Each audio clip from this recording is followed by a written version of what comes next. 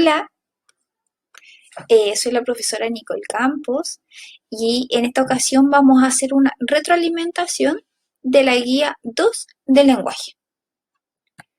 En esta guía, como en todas, vamos a señalar las recomendaciones, donde debemos procurar estar en un lugar iluminado y en silencio, despejar el lugar de estudio de distractores y tener a la mano los materiales para la ejecución de las actividades.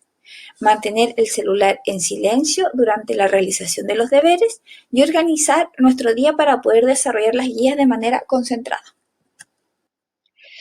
En esta guía se reúnen distintas preguntas a modo de retroalimentación de distintos contenidos para poder ir reforzando lo que nosotros debiésemos manejar o, de cierta forma, la base para seguir aprendiendo.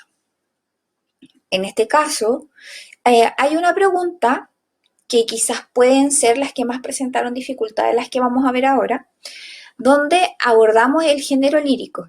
Acá tenemos que unir los conceptos con las definiciones. En este caso, rima, tenemos que ver con qué definición queda mejor o cuál es su definición.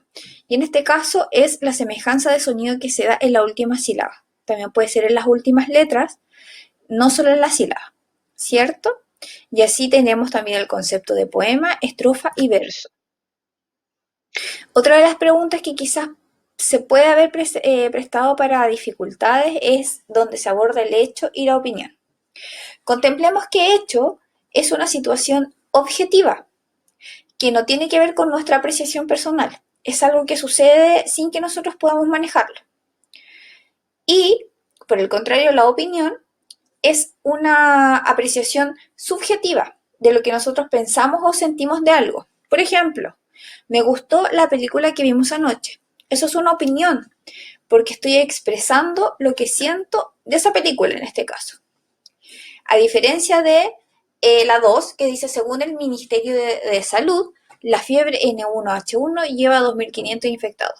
Eso es un hecho, porque no es algo que nosotros podamos manejar o cambiar esa información.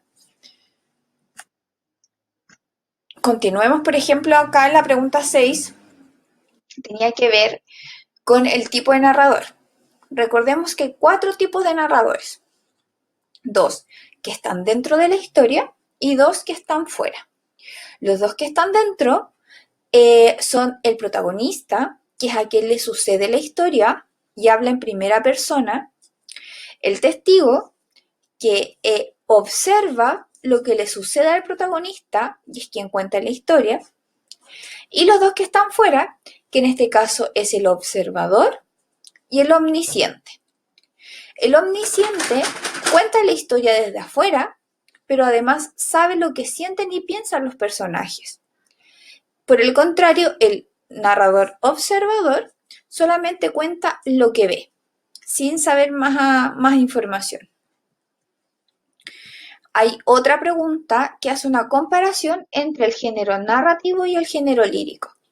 Tenemos que nombrar textos que pertenezcan a cada uno de los géneros, sabiendo que el género narrativo es donde se cuentan o se relatan historias y el género lírico tiene que ver con las historias donde se expresan sentimientos. Continuamos con el discurso argumentativo. Si no manejamos mucho este discurso, tiene que ver principalmente con convencer o persuadir al lector o al receptor. ¿Ya? Y ahí yo les dejo un pequeño cuadrito que les puede ayudar a responder esta pregunta y las que están relacionadas con la argumentación. Además, aquí hay un esquema donde nos presenta la clasificación de los tipos de argumentos que pasan por los racionales y por los afectivos. Y acá podemos hacer la diferenciación de los distintos argumentos de acuerdo a su origen o clasificación. Acá están los lógicos racionales y acá están los emotivos afectivos. Ahí ustedes los pueden observar para responder las preguntas. Y acá nos encontramos con la estructura interna de la tesis. Hay una pregunta anterior que tiene relación con la tesis y después continúan otras. Entonces puse acá una estructura interna que tiene que ver con las partes que debe llevar una tesis y cómo se argumenta.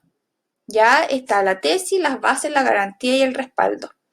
Y acá hay algunos ejemplos con los que podemos tomar para poder escribir nuestra tesis y argumentarla.